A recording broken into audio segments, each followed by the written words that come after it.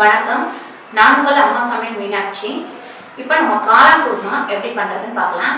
இது வந்து நம்ம சப்பாத்தி, பரோட்டா, அந்த மாதிரி பூரி இதுக்கெல்லாம் வந்து சைடிஷாக வச்சுக்கலாம். ரெண்டாவது கொஞ்சம் அதையே தண்ணியாக வச்சோம் அப்படின்னாக்கா இட்லி தோசைக்கும் அதை வந்து யூஸ் பண்ணிக்கலாம். இப்போ நம்ம காளான் குருமா எப்படி பண்ணுறதுன்னு பார்க்கலாம். காளான் குருமாவுக்கு தேவையான பொருட்கள்: ஒரு பேக்கெட்டு காளான் வச்சுருக்கேன், ஒரு வெங்காயம் நீட்டு வாக்கில் கட் பண்ணி வச்சுருக்கேன், தக்காளி 2 தக்காளி சின்ன சின்ன பீஸாக கட் பண்ணி வச்சுருக்கேன், ஒரு தேங்காய் திருவி எடுத்து வச்சுருக்கேன், புதினா வந்து நம்ம தேவையான அளவு யூஸ் பண்ணிக்கலாம், கொத்தமல்லி தேவையான அளவு யூஸ் பண்ணிக்கலாம், 2 கருவேப்பிலை வச்சுருக்கேன், பச்சை மிளகாய் 4 பச்சை மிளகாய் கீரி வச்சுருக்கேன், கெசகசா 1 ஸ்பூன் கெசகசா, பட்டை, லவங்கம், ஏலக்காய் எல்லாமே 2 பீஸ் வச்சுருக்கேன், கரம் மசாலா பொடி 1/2 டீஸ்பூன், மஞ்சத்தூள் 1/2 டீஸ்பூன், சோம்பு 1/2 டீஸ்பூன், தனியா பொடி 1 டீஸ்பூன், 3 ஸ்பூன் குழம்பு மிளகாத்தூள். இதுக்கு நம்ம வெறும் மிளகாத்தூள் கூட யூஸ் பண்ணிக்கலாம். நான் குழம்பு மிளகாத்தூள் வச்சுருக்கேன். இஞ்சி பூண்டு பேஸ்ட்டு 2 ஸ்பூன், தேவையான அளவு உப்பு, தேவையான அளவு எண்ணெய். பாருங்கள், முதல்ல வந்து நம்ம தண்ணி ஊற்றிட்டு இதில் கொஞ்சம் உப்பு போட்டுடலாம். உப்பு போட்டுட்டு நம்ம இந்த காளானை இதில் போட்டு கொஞ்ச நேரம் அப்படி ஊற வச்சுக்கலாம்.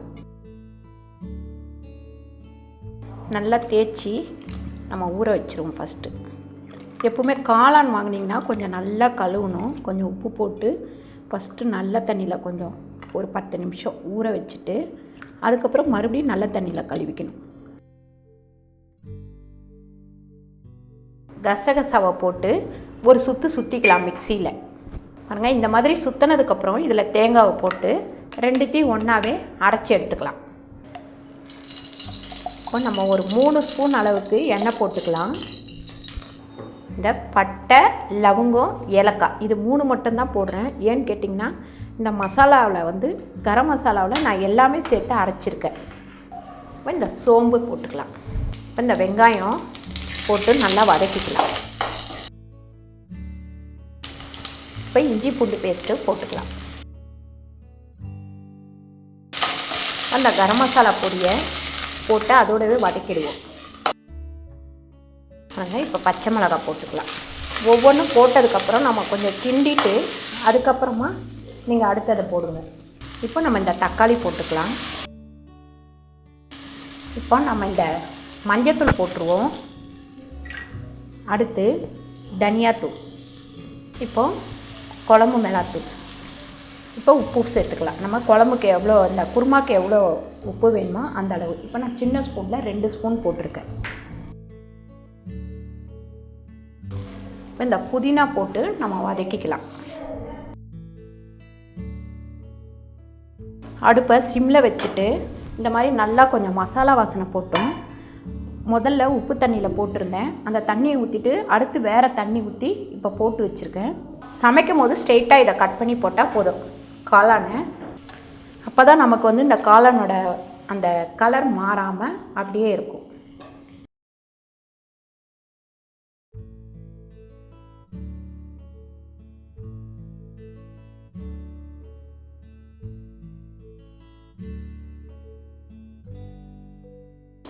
நல்லா இந்த மாதிரி 2 பெரட்டிட்டு இப்போ வந்து நம்ம தேவையான அளவு தண்ணி ஊற்றிக்கலாம்.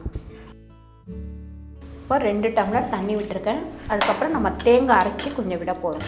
உங்களுக்கு எப்படி திக்காக வேணும்னா கொஞ்சம் கம்மியாக தண்ணி விட்டுக்கோங்க.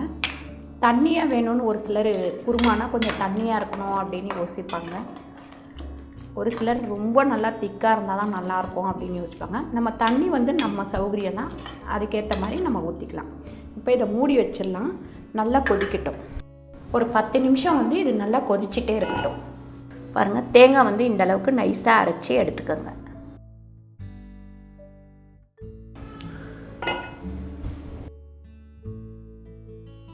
பாருங்கள், நல்லா ஒரு 10 நிமிஷம் வரைக்கும் நல்லா கொதிச்சிடுச்சு. இது நீங்கள் சப்பாத்திக்கு அப்படின்னா கொஞ்சம் நல்லா திக்காக வச்சிங்கன்னா நல்லாயிருக்கும். இட்லி, தோசைக்கு இதை சைடிஷாக வச்சுக்க போகிறீங்க அப்படின்னா கொஞ்சம் தண்ணியாக வச்சிங்கன்னா தான் நல்லாயிருக்கும். இப்போ பாருங்கள், இது வந்து நான் இப்போ தோசைக்கு வைக்க போகிறேன். பரோட்டாக்கு இந்த மாதிரி ஐட்டம்ஸ்னால் இந்த அளவுக்கு திக்காக வச்சிங்கன்னா ரொம்ப நல்லாயிருக்கும். சாப்பிட்றதுக்கு.